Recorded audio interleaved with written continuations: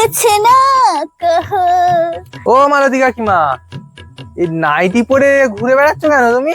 সেদিন তো খুব জ্ঞান দিলে তোর বউ নাকি নতুন নতুন বিয়ে হয়েছে আর নাইটি পরে ঘুরে বেড়াচ্ছে।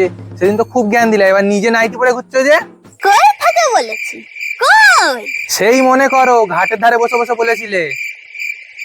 তোর বউটা নাইটি পরে কিরম ভাবে ঢ্যাং ঢ্যাং করে বেড়ায়, কি বাজে লাগে। নতুন বিয়ে হয়েছে সবে, ওরকম ভালো জিনিস নাকি?